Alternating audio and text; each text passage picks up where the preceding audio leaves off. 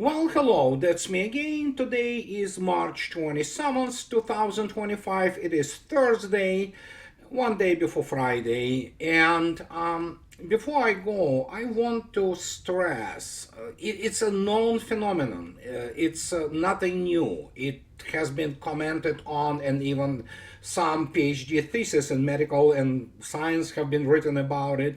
We're talking about some kind of the reward addiction, and happens with people who get immersed into the minutia, so to speak, of the geopolitical developments, and they constantly require this fix. It's like heroin addiction.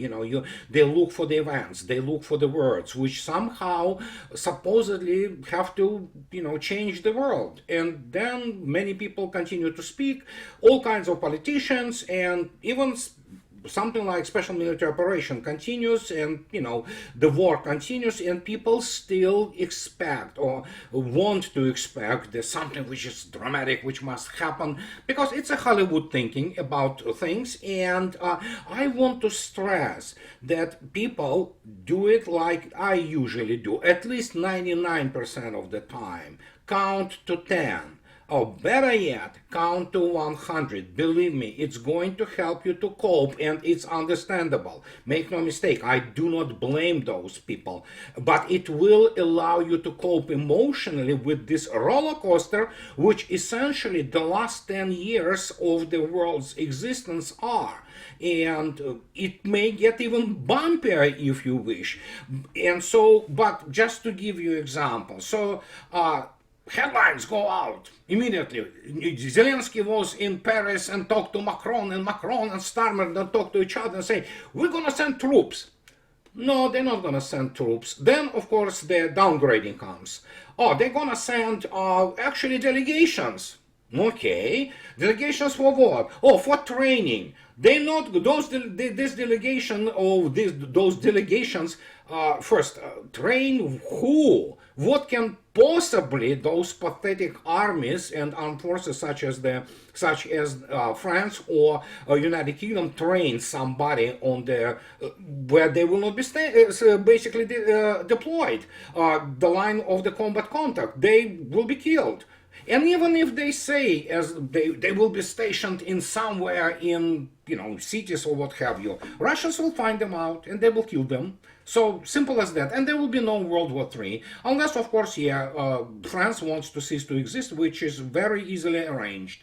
And same goes for United Kingdom. But people constantly are involved in this, and they really just wait for some kind of the dramatic happening, the dramatic event which will reshape the world. No, people, keep in mind, and this is about we are all egotistical to some degree, we are all narcissists to some degree. Well, there are some people who are extremely narcissistic, but we have to understand, nothing revolves around us personally. We are part of the world. We can't theoretically change it, but it usually takes a lot of hard work, sometimes sacrifice, and it lasts on the historical scale. Human life, while definitely extended significantly since even last century, but still, we're still not in in this position, geriatrically wise or something like that we can expect dramatic changes every, let's say, 5 or 10 years. No, it takes time, even on this dramatically changing world. Nobody argues with that. But still, keep in mind, there were some people, I always want to remind you that they actually were still living in their dugouts somewhere, let's say in Europe, in the end of the 19th century, and were wearing their wooden shoes, like in Netherlands, for example.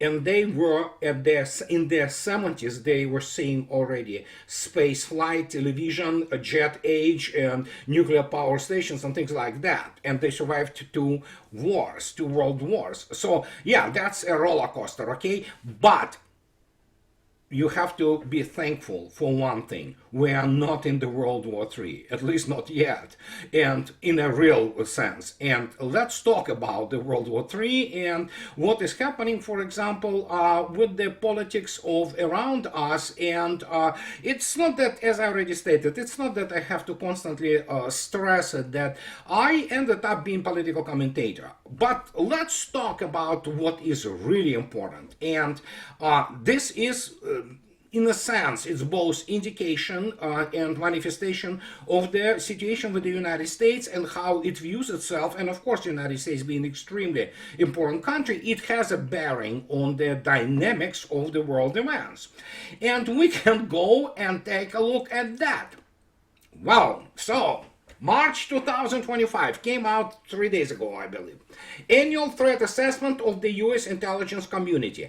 Those people who think that it's somehow a classified document, oh, there is obviously a classified part of it, but this is for the public release and it's available everywhere. As you can see yourself, that this is Office of the Director of the National Intelligence. This is first experience for Tulsi Gabbard and her people, many of who probably are not her people at all, to try to give, make sense about the world outside. And so what we have here, well, how to put it politely, it's not good. Let me put it this way. And but before we go, you have to understand that there are three countries which are singled out specifically. It's obviously Iran. Which is important, extremely important. We have this, situation developing, which even assumes the scenario that of the full nuclear annihilation of the nation of Iran. I don't think so. We're going there, but of course, China, and especially its economic might, and of course, Russia. And let's take a look at what this assessment talks about Russia and why I will continue to be on record that U.S. intelligence community is not that good. Okay, let me put it this way. And as I already stated, in order for you to have the strategic planning, you have to be able to actually properly assess threats. So let's take a look at what they are saying. And again, don't forget, this is the public issue. And we'll start with the war in Ukraine, as they call it, and special military operation. And here we have Russia and Ukraine. And so they say that Russia in the past year has seized the upper hand in its full-scale invasion of Ukraine, and it's in a path to accrue greatest leverage to press Kyiv and its Western backers to negotiate an end to war that grants Moscow concessions it seeks. Well, I have news for American intelligence community, which I understand they have to continue with those mantras that, Russians are not necessarily as successful and things of this nature. They have to understand that Russia seized the upper hand not in the past year. It seized it in 2023 completely, and even before that, Russians held the operational freedom.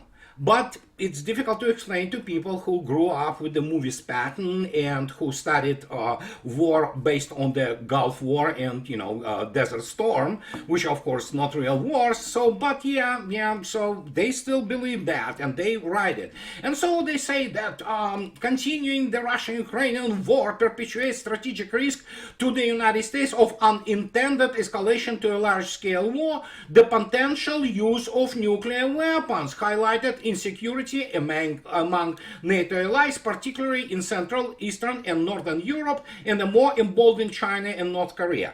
Well, actually, this is sort of correct, but the question immediately arises, what is the use of nuclear weapons? By who? Russians do not need nuclear weapons. They can do things without nuclear weapons. So we're talking about some nut jobs such as Macron, or, well, Macron is covered, as is Starmer, but they're morons, and who knows what can happen. But it's an old tune about Russians being, using tactical nuke. I mean, what does it give you? I don't know. Those people who talk about it, they do not understand the nature of the nuclear weapons, and especially of the tactical nuclear weapons. But what can I say? It's what do you expect from the graduates of all those degree meals? And so they start saying things which are really interesting. Despite recruitment challenges, Russia has regularly generated sufficient personnel to replenish losses and create new units to sustain attack on multiple frontline axes. There is an issue. First, there is no recruitment challenges. Russians recruit on average between 40 and 45,000 of the troops a month.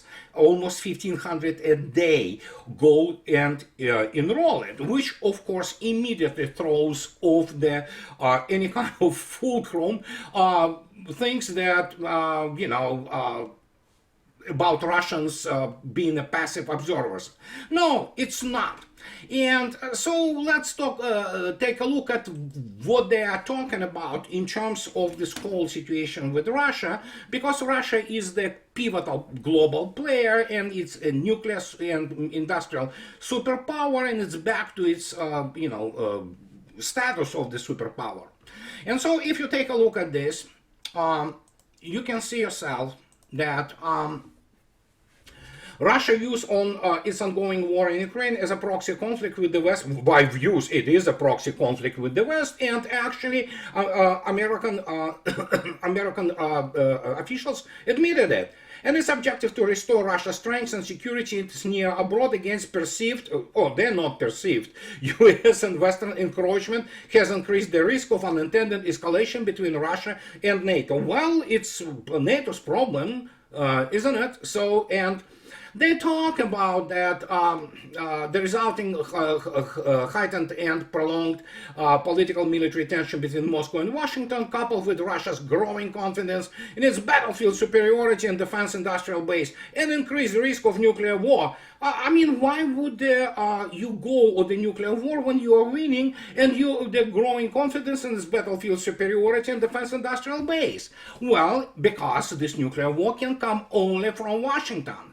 Because and this is the problem with the escalation and what's called escalation ladder, that Russians have many rungs to this ladder which they can use towards escalation, and they will continue to be conventional, and they can increase this is escalation dominance. That's how it's called. United States doesn't have escalation dominance. It has only one rung or one step towards nuclear response, because no matter what the United States does conventionally, it will be defeated with the catastrophic basically consequences. So anyhow, and then they continue. Regardless of how and when the war in Ukraine ends, Russia's current geopolitical, economic, military, and domestic political trends underscore its resilience and enduring potential threat to US power, presence, and global interest. No, it's not a threat. It's just basically showing the United States that it has to behave itself like the responsible adult, which it cannot, considering the kindergarten level of the views of the complete mythology of the American military power. But yeah, you have to, so you have to kind of point this out to these people, and they have to react as responsible adults. They cannot. And so they have this thing which they have to continue. Despite having paid enormous military economic cost in its war with Ukraine, Russia has proven adaptable and resilient. I don't know. And I wrote about this in my blog. You have to understand, people who wrote it, all those generals and, CIA or National Security Agency and all kinds of people, all those generals, and none of them has any grasp of what enormous military and economic costs are. They simply have no reference point. Now, a professor basically in West Point, United States Military Academy at the West Point, let alone in the U.S. Army War College or any other war college, has any grasp of what enormous military economic costs in war are, because United States has zero and I mean, in fact, is its negative experience with continental warfare. Of course, continental warfare has to be deciphered in terms of what it means, but United States is not even in the same league. Its military not in the same league. And so because of that, they do not understand, as Mr. Cavoli stated, the big honcho of the NATO forces in Europe. Scale, scale, scale. United States since World War II never fought anything like this in scale. And even then, I would argue that what United States encountered in the World War II after D-Day in Europe, it still doesn't measure to what essentially is special military operation by Russians. It's not even war. If the Russians would have started the war, believe me, they would have been in shock and awe. Well, they're already in shock and awe as it is. But they continue to believe all this, yardstick of the American military adventurism, which for some reason they consider, to be, the standard. It's not. U.S. Army never was a standard. And, well, except for this, pretty much spun out of complete control things about the, Gulf War, the Desert Storm. So, but they can continue to state that Russia has shown it can navigate substantial economic challenges resulting from the ongoing drains of war. Well, yeah, and Russians finally understood that there's nothing to seek from combined West. Simple as that. Russians completely switched to, almost completely switched to Eurasian direction or Eurasian axis, and rightly so. There's nothing to do with Europe and Europeans. Period. Well, with the United States, as I've stated many times, practically ad nauseam, United States is a superpower and it has those privileges, and Russians know that United States looks for the off-ramp. And yeah, Russians have them. So now, Russian sizable ground force losses in the war have done little to undermine the strategic pillars of its military power. Just a second. Who said that sizable losses? In terms of the type of the conflict and even this, military operation, Russian forces losses are relatively light. Yes, it could be probably around 100,000 KIAs. But what did they expect? Did they look, as Mr. Cavoli recognized, that scale, scale, scale? Do they understand the scale of even the special military operation? Do they understand actually that what mobilization is? No. I can tell you immediately they don't have enough people to really grasp, except with some exception of the former American military, such as the, very bright people like Colonel McGregor or Colonel Daniel Davis, but primarily what they think is, again, they cannot fit themselves, they cannot fit their rigid view of the war. It's all template-based. It's all about how you shuffle template, not how you look at it creatively. And so they talk about the robust, nuclear deterrent. And nuclear deterrent of Russia is not just robust. It dwarfs in the delivery system anything that the United States has. And asymmetric capabilities, particularly in counter space and undersea warfare. Well, good that they mentioned it, because obviously Russians and, Russian submarine forces especially is something special altogether. But hey, what do I know? And so they continue to, stick to all those cliches, and they write this, what can I say? So they talk about this. The war in Ukraine has afforded Moscow a wealth of lessons regarding combat against Western weapons and intelligence in a large-scale war. Oh yeah, we learned those lessons, all of us, those who didn't lose completely our mind. Most of the TOE, which is, Table of Organization and Equipment of NATO, is obsolete, as are weapon systems, as we already saw ourselves, how all those, super duper tanks perform, those Patriots and all kinds of the SMPTs and garbage. Combat effectiveness is absolutely disastrous. Remember Holy Javelin, then Holy M777 and things of this nature, and until it came into the situation where yeah, Russians say, yeah, just bring it on. I mean, and you will see yourself what's going to happen. And it's happening. Those weapon systems are defeated. They are extremely inefficient. And in the end, the operational planning of the Western armies or Western staffs, if you wish, it's pathetic, honestly. So, and they write, well, it's obvious, this experience probably will challenge future US defense planning. I have news. That's the issue. US defense planning is not based on the real combat tasks because, as I already stated, United States is not continental power in a sense as it goes for the large landmass continental powers which have to constantly maintain standing armies, and they understand the realities of the continental war. United States doesn't have the experience and understanding of those realities.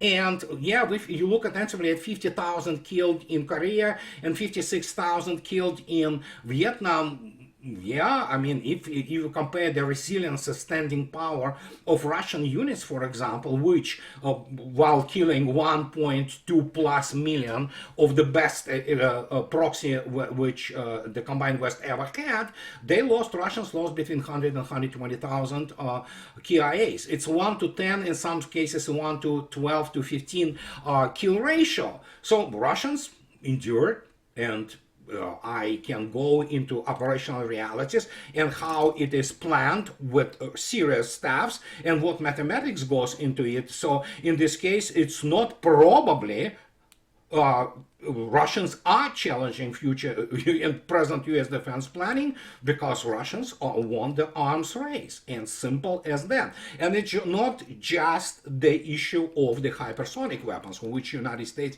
is nowhere near. And here we have, and well, again, Moscow massive investment in its defense sector will render the Russian military a continued threat to U.S. national security.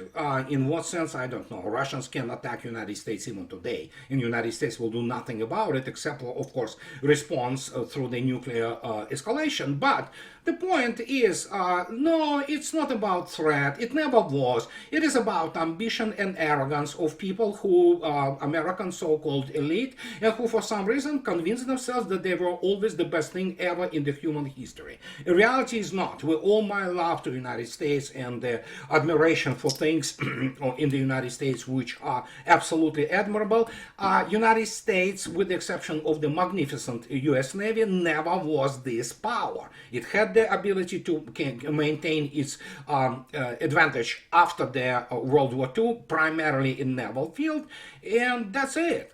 So anyhow, and the Ukraine conflict has led to improvement in some Russian military capabilities. For example, Russia's initial use of electronic warfare in unmanned systems was lacking, but it adapted and innovated using electronic warfare to more effectively interfere with Ukrainian use of radar, GPS, and unmanned aerial vehicles. Yeah, sure, yeah, it's just inevitable, basically conclusion of any warfare. But, and so here we are that they begin to list what Russia possesses. Russia possesses long-range precision strike capability, most notably submarines and bombers, equipped with the long-range the cruise missiles and anti-ship cruise missiles that can hold the homeland at risk. Yeah, they do, but the point is Russia is not going to fight United States unless United States decides to do so, or Europe. But then again, Russia can turn Europe into the parking lot within 25 minutes. But here we have this understanding that, this is what it is. Russians basically defeated United States in geopolitical sense, and they have to somehow spin it such way that, here we understand their capability, but they're still losing this and that.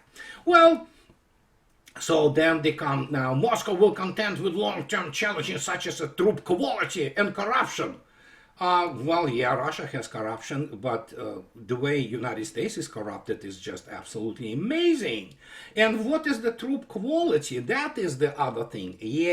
This is good old American self-praising mythology that somehow American soldier and American troops are the best quality in the world. Well, not quite, but as I already stated, for people who didn't lose their integrity and their professionalism, who look attentively at the happenings around special military operation, they probably know what Russian troops are and what they do. And this is what they do. The people who went through Iraq and Afghanistan, nothing, I mean, make no mistake, there are heroic American soldiers and even some competent commanders of the tactical level, but it's, guys, these were nothing more than the high-intensity police operations. And in terms of the special military operation, which is kind of semi-war, because if it would have been the real war, Russians would basically turn Kiev into the parking lot and kill all of its political elite.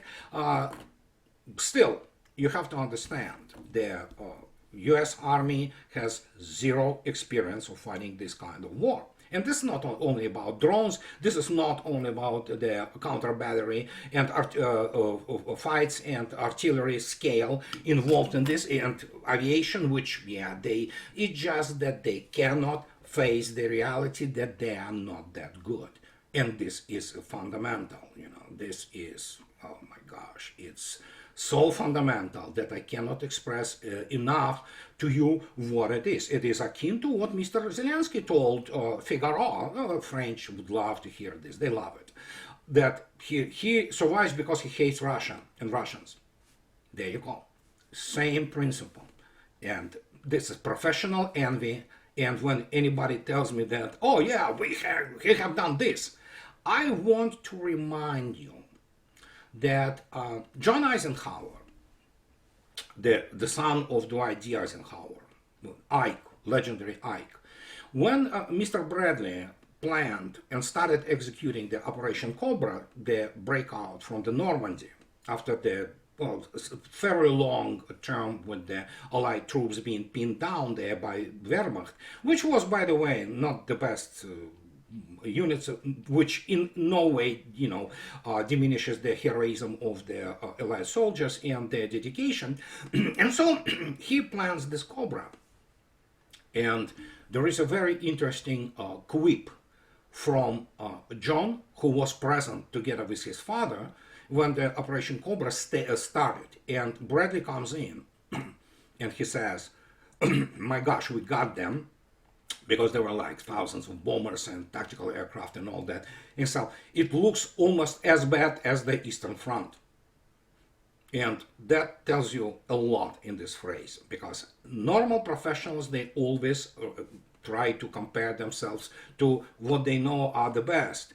But for the country, which is the United States and of course United Kingdom and Europe, who have been involved in the rewriting of the history of the World War II non-stop since 1945, since the start of the Cold War. It comes as a surprise to find themselves that, well, yeah, we didn't defeat Hitler, we're not that good, and so yeah, there was this Turkish shoot in Middle East, in Iraq, but that's about it. That's the level. The rest of it, even when consider that, oh, we had this capability in 1991. No, you don't. You didn't. I mean, it was larger. It had more, ways of logistics. But I mean, for 5.5 months to be uninterrupted predisposition of forces, come on, who fights the wars like that? And there you go. So, and this is essentially the threat assessment, which comes out. It's not about that Russians want to attack the United States. It's not about that Russians are about to land on the shores of the United States and, go and, I don't know, take the Disneyland. I don't know. No, it is about the fact of the virtue of Russia existing as not only direct competitor, but better competitor in what United States always thought about themselves as the premier, which it was. Nobody argues with that. A premier military conventional power. No, Russians always had the better ground armies. And it's not only about the fact that, we're better marksmanship. No, believe me, Russians are really good in marksman people. So, but it's the fact that you have to admit that suddenly you have practically nothing you can challenge Russia on with. And it's not asymmetric. I don't know since when submarines became the asymmetric weapons, but, It is what it is. They better change their views and their position. In conclusion, since we already spoke about it and how the West suffers from all that, these helpers, French helpers, it's obviously they hold the Charlemagne SS division, which by the way was French. These are the guys from France. They joined the Azov, Ukraine Nazi regiment. And if anybody will ever ask you now what is happening in the fundamental, in the basis of all that, as Zelensky stated, they hate Russians and Russia. This is the only thing which actually sustains, for example, Europe now. And it doesn't matter what percentage, for example, as they say, oh yeah, AFD, Alternative for Germany, is like only 3% behind the, let's say, CDU, Christian Democratic Union. Well, there is one problem. It means nothing, because when you begin to count all the rest of those parties, which are globalist, which are homicidal, genocidal, and suicidal, and you put them together, then it's not 3%. It's 2-3 times less for Alternative for Germany than for the other mainstream parties in the, for example, Germany. So, and that tells you everything you need to know. No, not 3%. It's all how you count properly the proper ratios. The same as you count them, for example, kill ratios. But, yeah. And this is reality on the ground today. And this is why I made special video today discussing about the threats. Russia is not a threat to the United States as long as the United States is not a threat to Russia. And it will be always like that. So this is what I wanted to tell you today, and as always, those who like what I do, please subscribe to my channel, and those who can afford, please support me on Patreon or buy me a coffee and two. And what can I say? Have a nice upcoming weekend. I'll talk to you later, guys. Bye-bye.